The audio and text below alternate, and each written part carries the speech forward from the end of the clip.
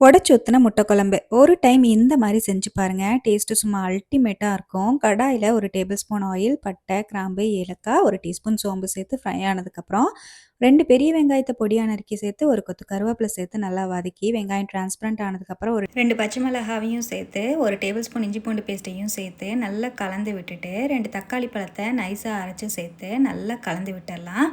தக்காளி நல்லா சுருண்டு வதங்கினதுக்கப்புறமா, 1 டேபிள் ஸ்பூன் கொத்தமல்லி பொடி, 1 டீஸ்பூன் மிளகாய் பொடி, 1 டீஸ்பூன் கரம் மசால் பொடி, 1 டீஸ்பூன் ஜீரக பொடி, 1/2 டீஸ்பூன் மஞ்சள் பொடி சேர்த்து நல்லா கலந்து விட்டுட்டு, மிக்ஸி ஜார் அலசி 1/2 கப் அளவு தண்ணி சேர்த்து 1/2 டீஸ்பூன் கல்லுப்பு சேர்த்து நல்லா மிக்ஸ் பண்ணி மீடியம் ஃப்ளேமில் ஒரு 2 நிமிஷம் மூடி வச்சிடலாம். எண்ணெயெல்லாம் செப்பரேட் ஆகி வந்ததுக்கப்புறமா நல்லா கலந்துட்டு 1/4 கப் அளவுக்கு தேங்காவை நல்லா நைஸாக அரைச்சி சேர்த்து 2 கப் அளவு தண்ணியையும் சேர்த்து நல்லா கலந்து குழம்பு ஹை ஃப்ளேமில் கொதிக்க வச்சுக்கலாம். தளன்னு குழம்பு கொதி வந்ததுக்கப்புறமா 5 முட்டையை இந்த மாதிரி தனித்தனியாக உடச்சி ஊற்றிட்டு டச் பண்ணாமல் மூடி வச்சுருங்க. 3லேருந்து 4 நிமிஷம் கழித்து ஓப்பன் பண்ணிங்கன்னா டேஸ்டியான முட்டை குழம்பு, உடச்சி ஊற்றின முட்டை குழம்பு சூப்பராக ரெடி ஆகிருக்கும். சுட சுட சாதத்தோடு வச்சு சாப்பிட அல்டிமேட்டாக இருக்கும். சப்பாத்திக்கும் வச்சு சாப்பிட்லாம், தோசை இட்லிக்கும் சாப்பிட்லாங்க. சூப்பராக இருக்கும். ட்ரை பண்ணிவிட்டு எப்படி வந்ததுன்னு கமெண்ட்டில் ஷேர் பண்ணுங்கள். Bye bye.